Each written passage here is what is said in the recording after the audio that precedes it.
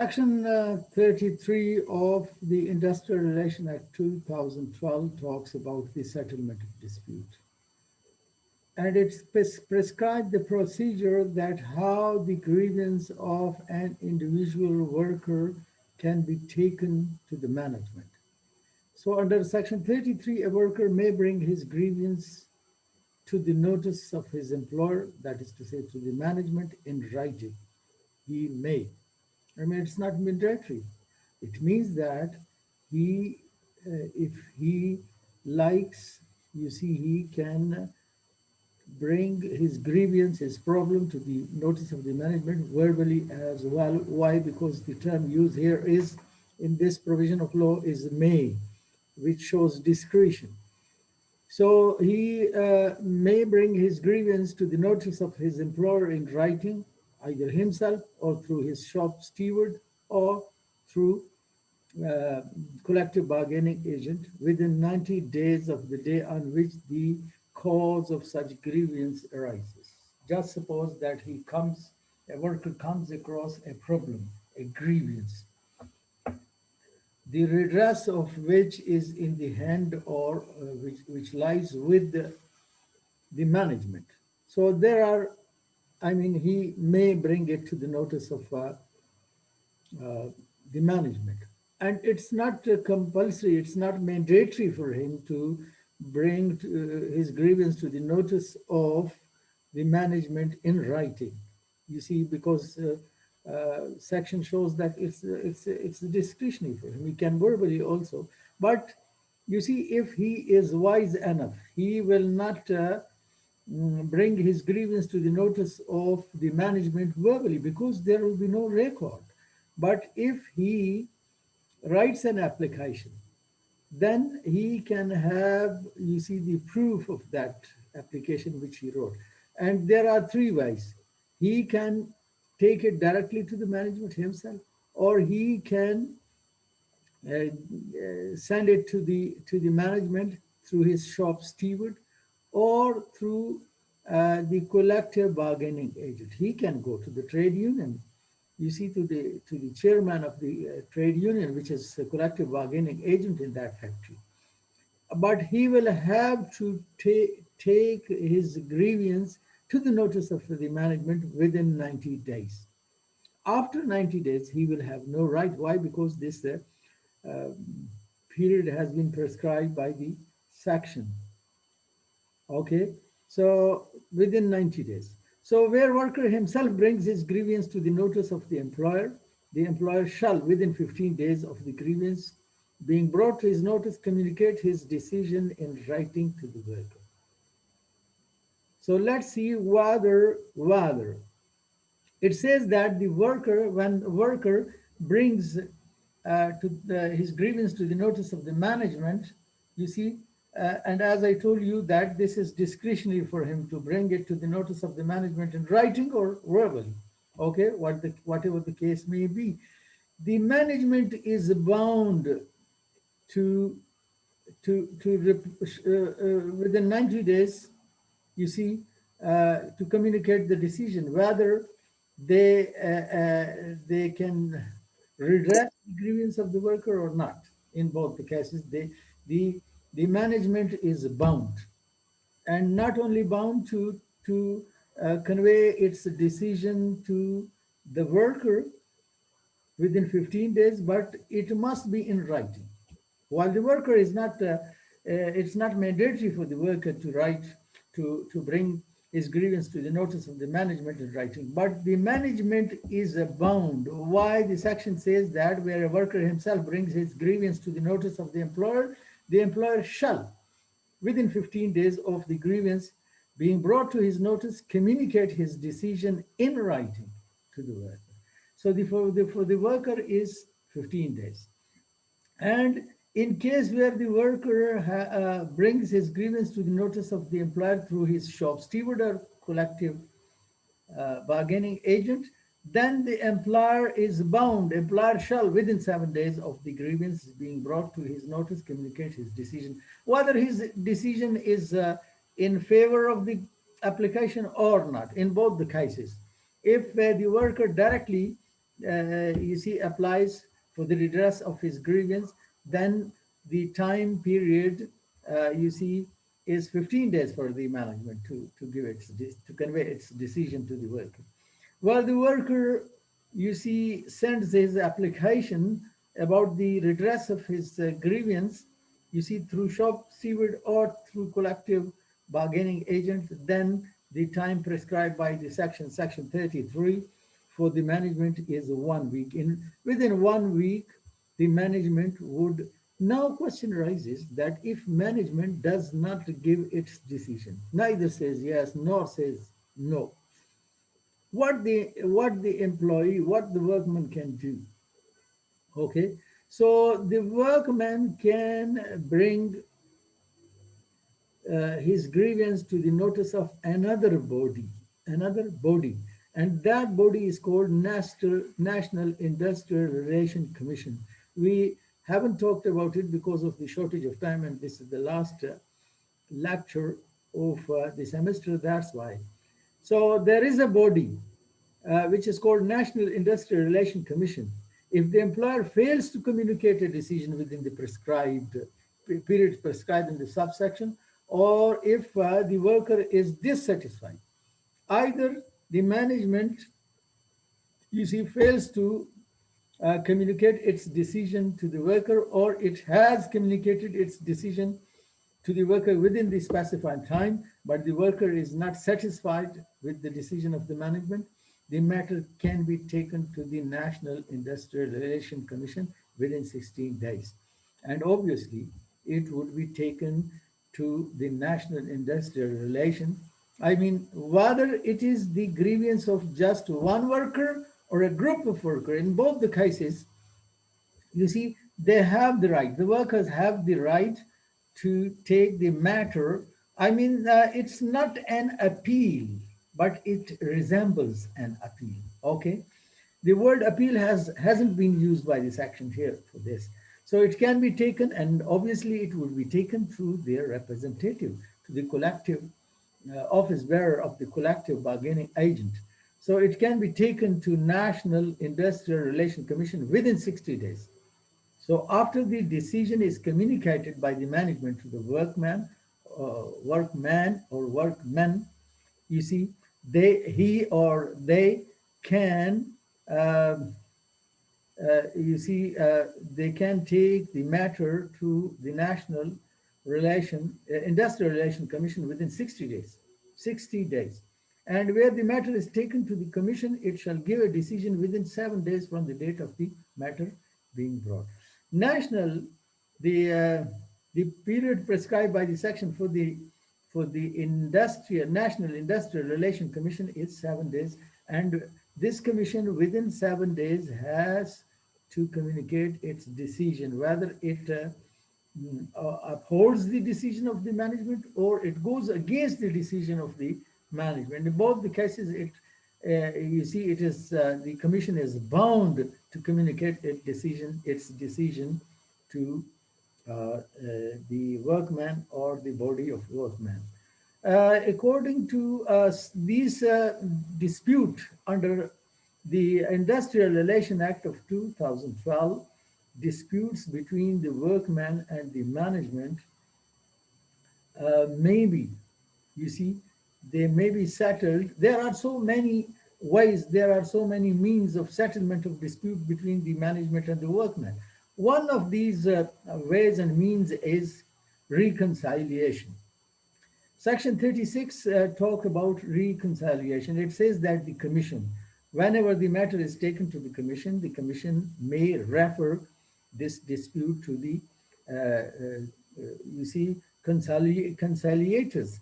And a commissioner may appoint as many persons as it considered necessary to act as conciliators under the Act. This is under Section 36, and under Section 37, where a party to an industrial dispute serves a notice of strike or lockdown under Section 35, it shall simultaneously with the, just suppose that the dispute has been taken to the stage that workers, they are angry and they have given a notice of a strike to the management. Okay, So workers will give notice to the management that they are, and you will come to know that the period prescribed for the notice is 14 days. That if within 14 days their demands are not accepted, they are going to declare a strike. They are not going to work. Okay. So in this case, Section 37, you see, obliges, you see, compels the workman that simultaneously this notice should be given to the commission as well, the National Industrial Relations Commission. Okay, so a copy of notice, uh, two copies, one copy to the management and the second copy to the commission.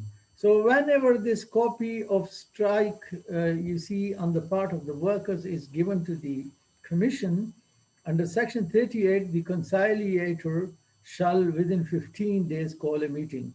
Okay, whenever a notice is given by a trade union that they are going to go on strike if their demands are not accepted, you see, a copy would be given to the commission, and one of the conciliators, you see, will call both the parties, the management, the representative of the management and representative of the workmen, and they would engage them. They were, you see, arrange a meeting between the two parties so that they can negotiate, and they could bring about a settlement, compromise with negotiations. Okay, this is under Section 38.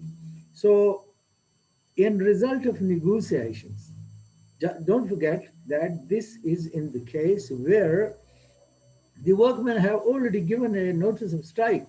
Everything has failed. Every step taken towards the peaceful settlement of the dispute is failed.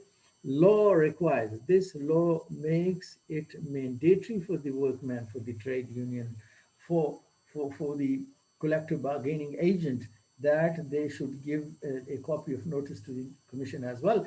Commission, upon receiving this copy of the notice of strike from the workers, will forward it to one of the conciliators, and conciliator will arrange a meeting between the two disputing parties, the management of the factory and the workers. So, in result of these negotiations, either the dispute would be settled or would not be settled. In both the cases, you see, he would have to inform the commission. Section says that if a settlement of the dispute or any matter in the dispute is arrived at in the course of proceeding before him, the conciliator shall send a report thereof to the commission. And if no settlement is arrived at within the period of the notice of strike or lockdown, the conciliation uh, proceedings may be continued for such further period as may be agreed upon by the parties. So, in both the cases, whether the notice has been given by the workman of the strike, or the notice has been given by the management to the workman to lock out, that we will close down our factory if you are not working, depriving the workmen from their jobs. Okay, in both the cases, whatever the case may be, you see, the conciliator will call both the parties and will try his utmost. He will arrange the negotiation and he will try his utmost to bring the parties to a settlement, to a compromise. If he is successful, he will inform the National Industrial Commission, and if he fails in both the cases, he will submit a report to the commission. Okay, and he will ask the parties, he will urge the parties to continue peaceful settlement. Okay. Under Section 40, you see, there are another means, another way of settlement of dispute.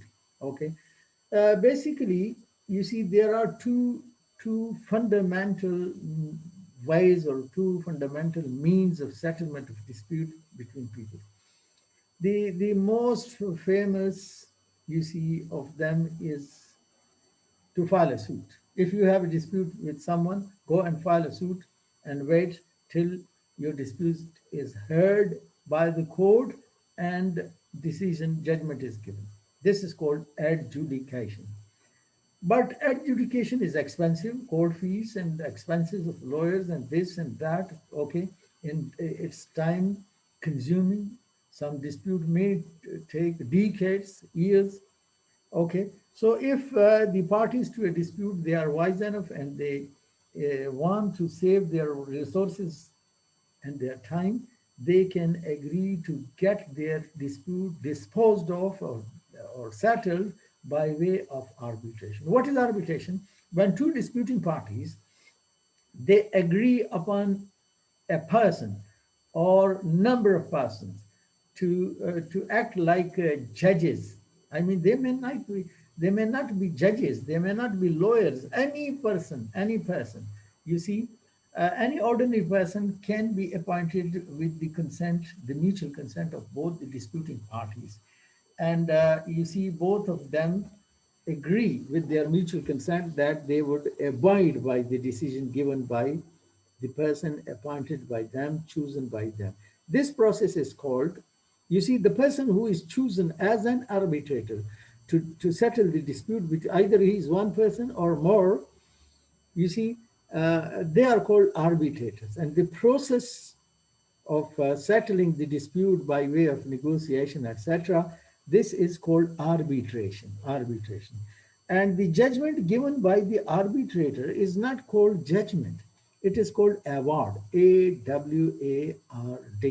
Don't get surprised. Anyway, this term has been used by the law. There is an arbitration act. So under section 40, if the conciliation failed, the conciliator shall try to persuade the parties to agree to refer the dispute to an arbitrator. He shall make efforts to convince them that, look, don't go on strike, don't take the matter to a labor court, just sit together, or just suppose that you see, appoint an arbitrator. But this is mandatory for him to, to make efforts to bring them to an agreement that their dispute should be decided by way of arbitration. But this is not mandatory for the parties. The party may or may not agree. In case the parties agree, they shall make a joint request in writing for reference of the dispute to the arbitrator agreed upon by them. If just suppose parties agreed, then they would be required under section 40 to write an application to the commission, to the conciliator, that they agree upon such and such person or persons to settle their dispute as arbitrators. Okay. The arbitrator shall give his award within a period of 30 days. The person who has been chosen by the mutual and free consent of the disputing parties, you see, he is bound under section 40, he is bound, legally bound to give his award, to give his judgment within a period of 30 days from the date on which the dispute is referred to him, or such further period as may be agreed upon the parties to the dispute. If he fails to decide within 30 days, within the time prescribed for him to give his award, to give his judgment in the case by section 40. If he fails, he can, with the mutual consent of the disputing party, can ask for extension of the period. So the period can be extended. If he is successful in settling the dispute, you see, his judgment or his award shall be final and no appeal shall lie against it. So an award of the arbitrator is final. No appeal lies against the award, against the judgment of an arbitrator. The award shall be valid for a period not exceeding 2 years. If it is a decision, it must be for 2 years, as may be fixed by the arbitrators. Okay. Then the next item in today's lesson is lockout. My battery is on the end. Anyways, may Allah put barakah in it. There is no electricity, and I'm talking to you, and I'm afraid it is going to help us for 15 more minutes. 15 more minutes. Okay. So hurriedly talking about strike and lockout. Under section 42, if just suppose conciliation fails, arbitration fails, then naturally, you see if the notice of strike has been given by the workers for strike, or if the notice of lockout is given by the management to the worker. In both the cases, Section 42 says that if no settlement is arrived at during the course of conciliation proceedings, and the parties to the dispute do not agree to refer it to an arbitrator under Section 40, the workmen go on strike, or as the case may be, the employer may declare a lockout on the expiration of the period of notice of 14 days. In both the cases, where the workman has given the notice of strike, or the management has given the notice of lockout, the period for notice is 14 days. If the dispute is not settled, is not got settled within, you see, within 14 days, then it would be quite legal for the factory to lock out. And it would be quite legal under this law, you see, on the expiry of 14 days for the workers to go on strike. So where a strike or lockout lasts for more than 30 days, the government may, by order in writing, prohibit the strike or lockout. You see, law says that if this lockout or strike goes beyond 30 days, the government has the authority to order, you see, in writing prohibiting the strike. The government may, it's not mandatory for the government. You see, government may, but government will exercise this authority after the expiry of 30 days. Before the 30 days, even the government under Section 42 cannot order that no more strike or no more lockout. You see, if the government is satisfied, it can order forbidding the lockout of strike up to 2 months, but it will have to wait for 1 month. Okay. Under Section 43, a strike or a lockout, a strike on the part of the workers and lockout on the part of the management of the industry, shall be illegal in the following circumstances. There are 5, 6 cases in which you see a strike or lockout shall be illegal. Like if it is without giving to the other party to dispute a notice of strike. The factory, if locked out without giving notice to the laborers of 14 days, it is illegal. If workers go on strike without giving a notice, prior notice of 14 days to the management of the industry, the strike is unlawful. Secondly, before the date of strike or lockout specified in such notice. If lockout is undertaken, or if the workmen go on strike before the expiry of 14 days, it will be illegal strike and illegal lockout. If you see a factory is locked out, or if the worker goes on strike during the pendency of any conciliation proceedings or proceeding before the arbitrator or commission, that will also be unlawful. Okay, so first they will have to wait for the result of the proceedings. Next is, it is declared, commenced, or continued by somebody which is not a collective bargaining agent. Okay, so a notice of strike, and you see, it can only be given by a collective bargaining agent, not anybody else. If it is given by anybody else, it's illegal lockout, illegal, you see, strike. It is continued in contravention of order made or prohibited by the Commission under Section 61, 42, 44, 45. These are sections which you can go through, in which you see it is forbidden to go on strike. It is forbidden by law, you see, to lock out the factory. So if you see, if in spite of the orders under these sections, a factory is locked out, or a labor workman goes on strike, that could be unlawful.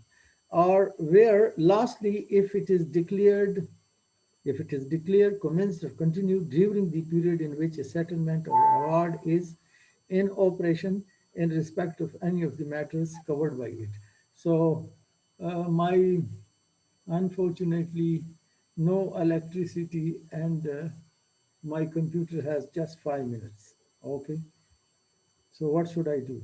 I have nearly finished, just one slide is remaining. Okay, which says that the last point here is that as under section 42, the government may by order in writing prohibit a strike or lockout at any time before or after the commencement of the strike if you see an industrial dispute of national importance. Okay, see you, and don't forget that tomorrow 8 o'clock we are going to meet uh, for your presentation. I'm sorry, I have just 1 minute. My battery is ending.